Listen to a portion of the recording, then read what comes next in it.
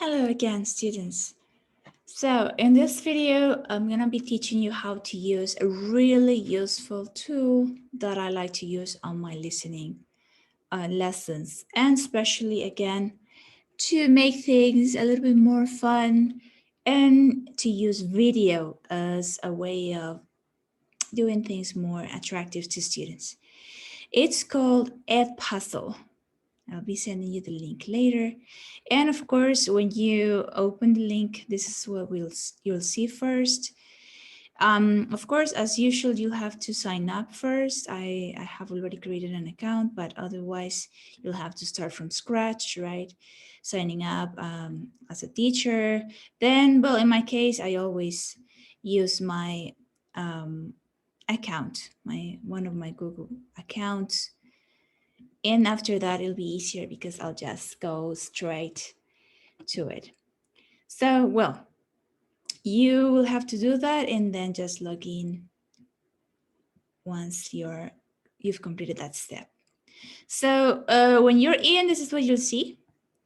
And over here, we have the menu. Let me explain to you what are the most important parts. And first of all, we want to see what it looks like and what you can do with it. And after that, I'll show you how you can edit a video to create a lesson. So, well, right here, we are in my content, right? And this is a class that I had prepared for my students a while ago. And this is the way the teacher sees it, right? What are these little bits over here? They are questions. They are questions that I have inserted for students to reply after they've watched a segment of the video. So as you can see, there are about about less than 10 questions, which I think, depending on the size of the video, is reasonable because we're not going to have a question every minute. That would be overwhelming and counterproductive. So, well, when students open it, they'll see something like this. Let's say you have some leftover food. Can't post a. And after they've watched for a while, that come from like every entryway in here to go to the pizza. this is what's So going you to got to happen. kind of move pretty quickly. Yeah, once it's it a happens. game. It's like the Hunger Games. Where do you? Will and John invented the food cam all the way back in 1999. This is before Facebook, before Well, let me spit it. before social media as we know it. The idea came from a building-wide leftovers So they'll be problem. watching. And in some ways, this And simple then invention suddenly, gets at the video big will problem stop of to food show them waste. a question related I to mean, that's sort of a serious. watched. Okay. And the question will be displayed either next to the video or under it, depending on what kind of device they are using. So there's a question and a multiple choice exercise. Also, they have the options to rewatch that section or Sort of a skip serious ahead. part of what you have done, really, right? Which There- is a there huge. If they don't want to answer that question yet and they want to continue watching, for example. But of course, it will depend on how we set everything when we are creating and editing the video, okay? So once we are happy with the edition of the video, we can share it or assign it. Let's click assign, okay? And there, as you can see, these are the classes I have assigned this video to. But how do I know where I can locate my classes? Well, of course, I will have had to have created these classes, right? So going back to the main menu, let me show you where you can create classes. Well, of course, it's what you're thinking. It's right here where it says My Classes. So if this is the main menu, you come here and you can create a new class here, right? Just enter the name and the information. And then it will be displayed here, okay? So you have two options to assign a video task for students to do.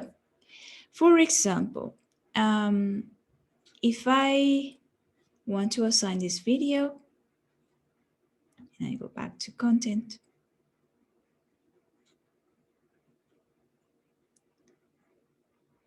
let's say that it's this one, right?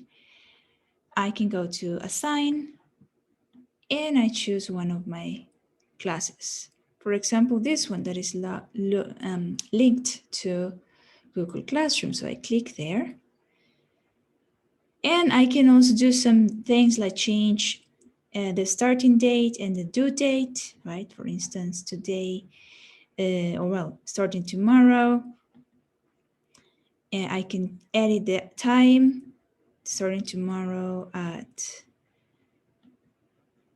somewhere around 3 p.m. Okay. And then when they'll have to send it, let's say that I want to give them a week, right? So that's saved, but this is not mandatory. It's completely optional. You can also edit if you want to prevent skipping, so that students have to watch everything, and until they have an answer, they can't continue watching. As you can see, it's already automatically ticked. And also you can choose to turn off the subtitles if you really want your students not to be able to cheat and read instead of listen, right? And in this case, for example, because I had linked this to Google Classroom, I have the option to post it directly there. But I'm not going to do that now. So after that, I assign. And this will automatically let me see my students' progress, right? So as you can see, of course, my students haven't opened this video and they haven't worked on it. But once they do, I'll be able to see their results. Okay.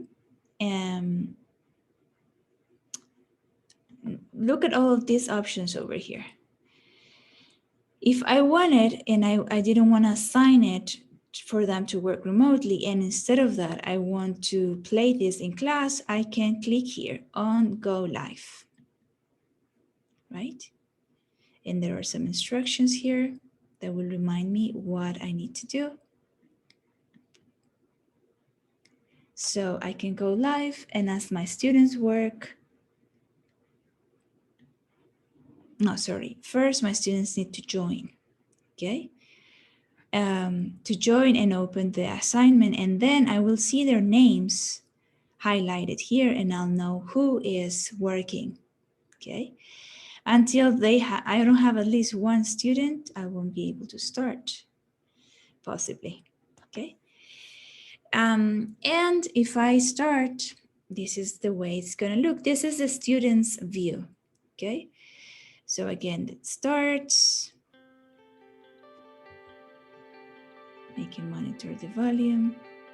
White hairs on the tips of the ears. The parents. Koala females, but females will communicate vocally. All right, we're gonna exit this video and exit live mode. So once students have completed a task, what can I see and where? So let's see. For example, the previous video about food waste, I had assigned to another class as homework, and they watched it. And once they uploaded it, I was able to see when they did it and their scores. Okay, well, this shows you if they completed the task or not, and what percentage they got correctly. Okay. Then you can click on the student's name and see what were the questions that they failed, for example. Okay. So this is all very useful information to keep track of our students and have an idea of maybe what of these questions that we had created were way too difficult, maybe out of their current league, Okay, and you can see that on the same page, you can go to the previous student or see the next one. So this way you can get an overview of each and every one of your students. Okay. Let's see, there's also a grade book, which I don't use, but if you wanted to, you could. Very well. So how do we create a lesson? How do we insert the questions? All right, going back to the main page, we need to go to my content as usual, okay? And there you have two options. Let me show you the one that I'm sure you'll find very attractive. That is this one, popular channels. So you have a series of very useful channels, including, well, YouTube, and you can search here directly. Happiness, for example, right? And in fact, you can find a lot of exercises that have already been created by other teachers that, as usual, can be very useful and time-saving. However, please make sure that you always check if this information is correct and if the questions are fair enough for your students' level and everything. So what happens if, for example, I want to use this one? I click on it, right? And I would like to edit it.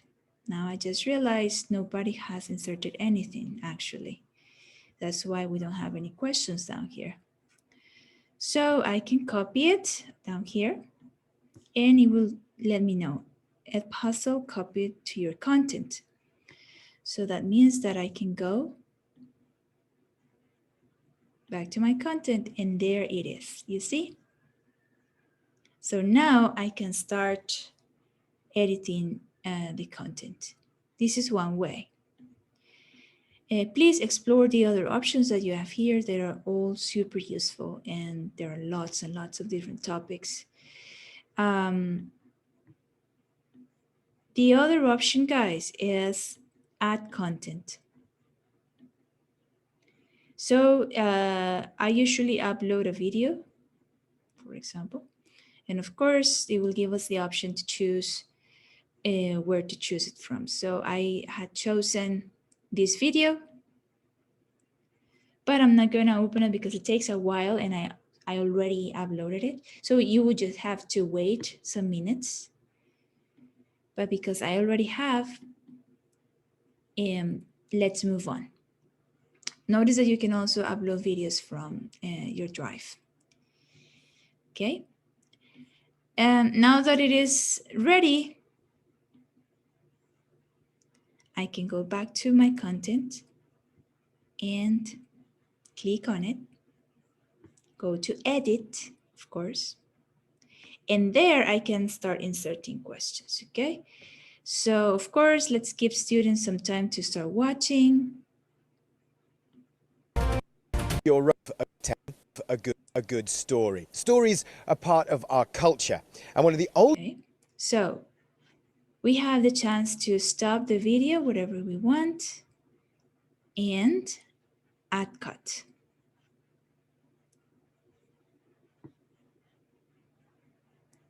Now we add questions up here, okay? So we have three options: multiple question, open-ended question, and note, where we can add some information, like, for example, have you ever had a puppet? Because this video is about that, okay? I can also even include a link to something else if I wanted to, or a short audio. Have you ever had a puppet? And we save it. Okay, so that's pretty cool because we can include our own voice there. Okay, so this is the way it's going to look. It's automatically going to let us know what it's going to look and sound like. Have you ever had a puppet? Of course, it'd be nicer if I didn't fail. Okay, so we can continue watching the One of the video. forms of storytelling is puppetry. These days, though, lots of us think of puppets as entertainment that is just for children. However, there is a new generation. And there, if we click on the kind of question that we want to add next, we just do, and we can add several options. What's something, for example, people think of puppets? They're fun for everyone. For instance,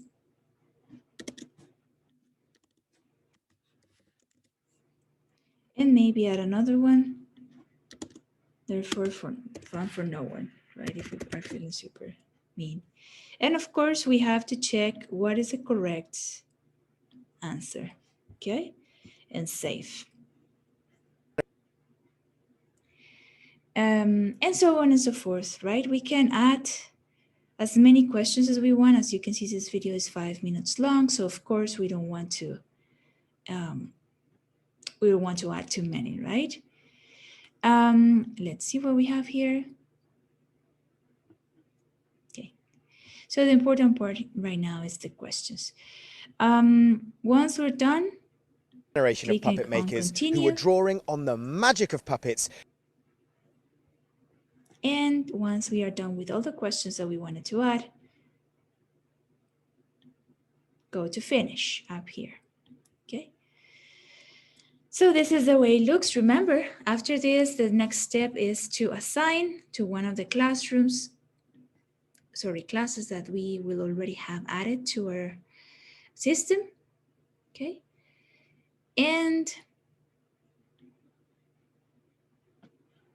notice that we even have the option to assign it to some students. If we want more, if we want to assign several videos and maybe we want a part of the class to watch one and another part to watch a different one to later discuss in class, that can also be doable, as you can see here. But let's say that now we assigned it to everyone, okay? And, well, as I told you, this will already be ready to go. What am I missing? Share assignment, okay. We can also come to share assignment and get the link to share it with our students, okay? And we could even create an embedded code if we want to insert it as part of a Canva or a Genially presentation. Okay, copy link. And we can share it, for example, right now I'm sharing it to WhatsApp. And if the students click on it, this is what they're gonna see, okay? And okay, they can start working on the video.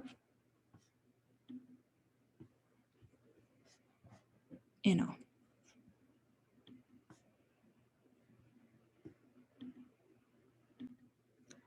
So what happens if, for example, your students haven't downloaded the app to their phones or they've never used Edpuzzle? All right, notice that we are in My Classes. We can click on Class Members and then come to Invite Students. If we click there, we'll get access to copying the link to the direct assignment, okay? And also, well, and again, if we share it with our students on WhatsApp, and they click on it, they'll be able to access the activity. But notice that, well, here is my account, so it's gonna look like this, but they would get a blank for them to write this code that I'm sending them, okay? So you can also copy and send them the code. Please join this Edpuzzle activity, you need this code, and they will And that's what is going to allow us to see their information later, okay, when they submit their results. Well, class, I hope that this tool can be useful to you. As you can see, well, a great advantage is that it's free. And also, for example, if when you are signing up as a teacher, there are other teachers in your community, for instance, this is the UCR, you will be able to see lots of activities that other teachers have created. You can even sort them out by subject and, well, grade would be always, or university. You can see over here how many teachers belong to the same group, so you might know other teachers, and I think, let me check if it's true. You can check what they have created before, right? So it's not a way of stealing each other's work. On the contrary, you can partner up with other teachers and let each other know that you have created some activities, right? For instance, I know that this is one of my coordinators. She's great. She creates great content. I can trust her choices, right? So I can see here the video she's created, how many questions each video has over here, and how long it is. Okay. And then use it in my lesson. So I really hope that all of this information is useful to you and that you can start creating your own net of teachers or take advantage of the ones already existing. If you have any questions about how to use Edpuzzle, as usual, please let me know. Have a lovely afternoon.